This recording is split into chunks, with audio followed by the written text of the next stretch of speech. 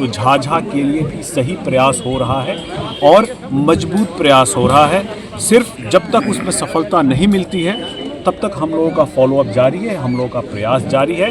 झाझा के साथ अब नहीं होगा सौतेला व्यवहार। जमुई सांसद अरुण भारती ने प्रशासन को दी खुली चुनौती। जमीन दो, मैं फैक्ट्री लगा दूंगा। वंदे भारत के ठहराव से लेकर पत्रकारों पर झूठे मुकदमों तक सांसद ने हर सवाल का दिया बेबाक जवाब। फूड पार्क, पेट्रोलियम यूनिट और बलियो पुल पर क्या है सांसद का मास्टर प्लान? देखिए तीखे सवालों के बीच सांसद का ये खास रिपोर्ट। नमस्कार, ब्रेकिंग न्यूज में आपका स्वागत है।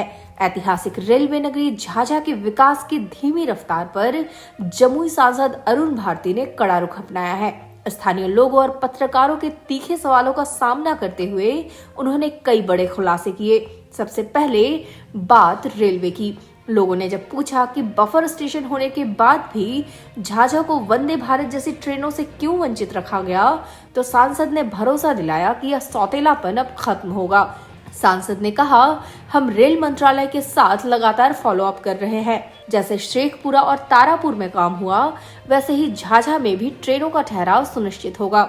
साथ ही झाझा बटिया रेल लाइन के लिए जमीन अधिग्रहण की बाधा को जल्द दूर करने की बात कही गई। रोजगार और पलायन के मुद्दे पर सांसद ने गेंद स्थानीय प्रशासन के पाले में डाल दी। उन्होंने साफ कहा, मेरे पास योजना और फंड लाने की ताकत है। मैं फूड पार्क और पेट्रोलियम मंत्रालय की यूनिट्स लाने को तैयार हूँ, लेकिन प्रशासन मुझे 25 से 100 एकड़ जमीन तो दे।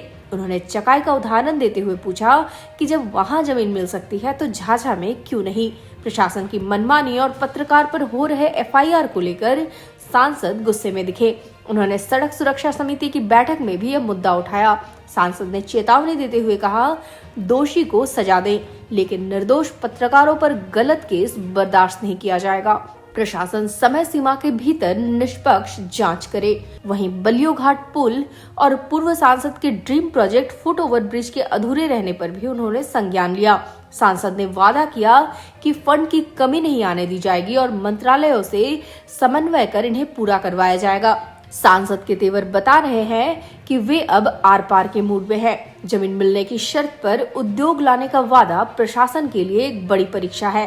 क्या झाझा को वंदे भारत और फूड पार्क की सौगात मिल पाएगी? सांसद अरुण भारती के इन बयानों पर आपकी क्या राय है? कमेंट बॉक्स में जरूर लिखें। झाझा जमुई की हर खबरों के लिए हमारे चैनल ब्रेकिंग न्यूज को सब्सक्राइब करना ना भूलें। धन्यवाद। ज़रूरी है कि ये सारे बदलाव जो अधिकतर हुए, ये कोरोना आने के बाद से रेलवे की पॉलिसीज में कुछ ऐसा बदलाव हुआ था जिस कारण से ट्रेनों के ठहराव को कम कर दिया गया था। हमारा ये लक्ष्य है, क्योंकि हम लोग पहले से भी प्रयास करके शेखपुरा में, तारापुर में और जमुई में अगर ट्रेनों को ठहराने का प्रयास कर रहे हैं, तो झाझा के लिए भी सही प्रयास हो रहा है और मजबूत प्रयास हो रहा है। सिर्फ जब तक उसमें सफलता नहीं मिलती है तब तक हम लोगों का फॉलोअप जारी है, हम लोगों का प्रयास जारी है। आप इस बात के लिए आश्वस्त रहिए कि आपका सांसद आपके लिए आवाज़ उठा रहा है।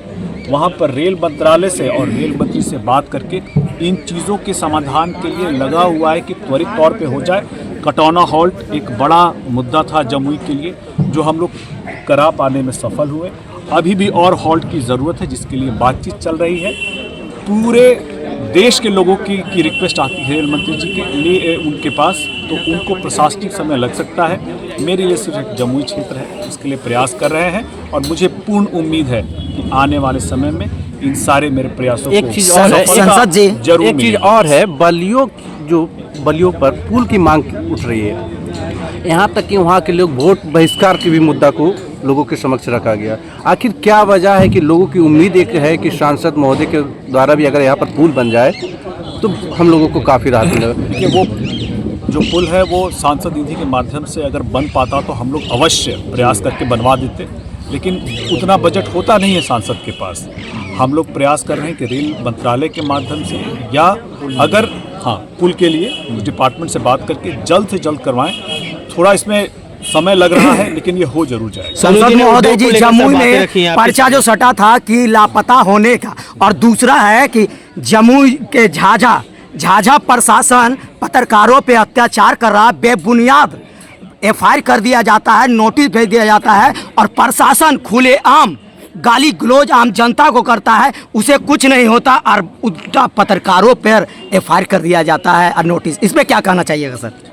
एक सबसे पहले जब आप सवाल कर रहे हो ना, क्योंकि मैं भागा नहीं जा रहा हूँ, इसलिए आपको मैं बता दूं, अभी आज जब सड़क सुरक्षा समिति की बैठक में हम लोग थे तब इस मुद्दे को चूंकि मेरे संज्ञान में आ गया था, मैंने उठाया है और कहा है कि आप जो भी आपने केसेस दर्ज किए हैं आप त्वरित उस पर जांच करें, एक समय सीमा के अंदर करके जितने भी लोग जो आपको लगता है कि दोषी हो आप उनको दोषी करा दीजिए, उनको सज़ा दीजिए, लेकिन जो भी हमारे पत्रकार बंधु निर्दोष हैं जिनके ऊपर गलत केसेस किए गए हैं आप उनको तुरंत राहत देना। सर सोनू जी ने उद्योग हो जाएगा उद्योग के लिए सोनू जी ने जो बात की है हम लोग प्रयास कर रहे हैं अभी, और हम लोग अपने खुद चिराग पासवान जी के मंत्रालय के माध्यम से ही एक स्मॉल स्केल फूड पार्क के लिए प्रयास कर रहे हैं। दिक्कत आती है वहाँ पर जहाँ पर सरकारी ज़मीन नहीं मिल पाता है। अगर सरकारी ज़मीन हम लोगों को उस बड़ी मात्रा में, जैसे एक छोटा लगाने के लिए कम से कम 200 एकड़ ज़मीन चाहिए होती है, प्रशासन से मैंने बात की है, प्रशासन खोज रहा है कि सरकारी ज़मीन हम लोग को इतनी बड़ी मिल जाए। ये एक छोटे फूड पार्क के लिए, बड़े फूड पार्क के लिए 1000 एकड़ तक ज़मीन चाहिए होती है। अगर मिल जाएगा तो हम लोग अवश्य ही इसको कराएंगे, लेकिन तब तक छोटे तौर पर हम लोगों ने कहा है कि 25 एकड़ भी ज़मीन मिलती है तो हम लोग पेट्रोलियम मंत्रालय के माध्यम से छोटे जो कैप्टिव यूनिट्स होते हैं वो लगा सकते हैं।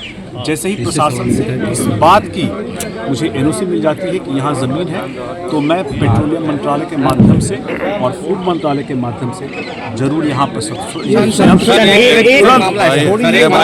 सुदामा रविदास क्या पूछना चाहते हैं, पूछिए। थोड़ी आपको आयरनिकल नहीं लगती? चिराग जी के टाइम में ये बात हम लोग आयरनिकल दिक्कत वो नहीं है, समझ लिया जाए। चिराग जी के टाइम में ये बात आती थी कि वो कुछ भी काम करना चाहते थे डिस्ट्रिक्ट एडमिनिस्ट्रेशन का उनको सहयोग नहीं मिल पाता था, क्योंकि उस समय स्टेट गवर्नमेंट की और की थी, नीतीश जी उनके साथ थे।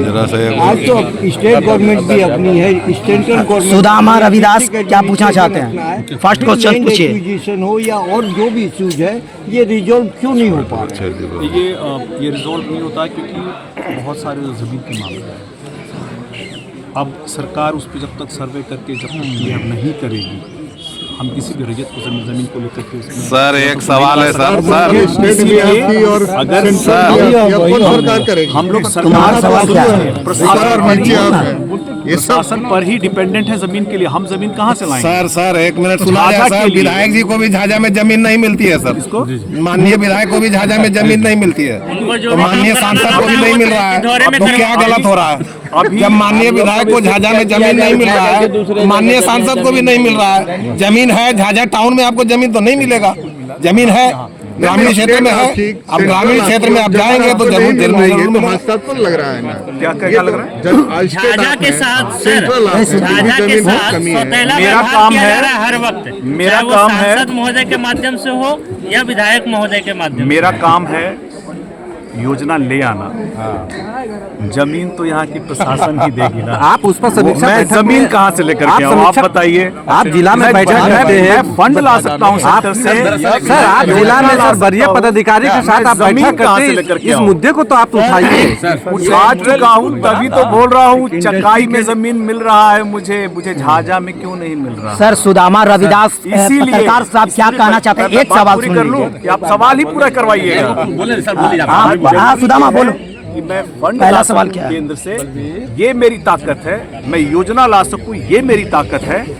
अगर जैसे ही यहाँ पे होता है कि 25 एकड़ से लेकर के 100 एकड़ तक की ज़मीन मिलती है तो मैं योजना लेके आऊँगा, ये मेरी जिम्मेदारी है। ज़मीन झाझा से ही मिलेगा। एक सवाल बहुत जेन्युइन है कि झाझा के रेल के मामले में बहुत स्टेप मदरली ट्रीटमेंट जो है वो होता आया है।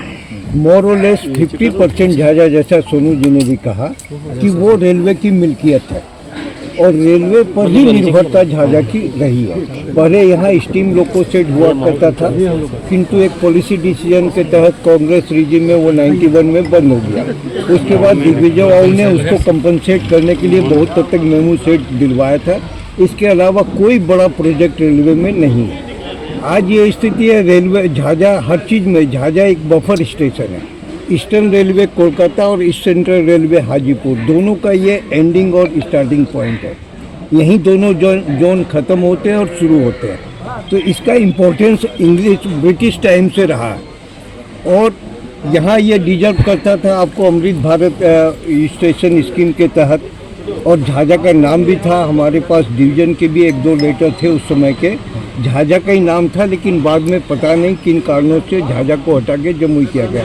खैर जमुई भी हमारा डिस्ट्रिक्ट हेडक्वार्टर, उससे हमारे को कोई तकलीफ नहीं, लेकिन झाझा का तो हक इसको मिलना चाहिए।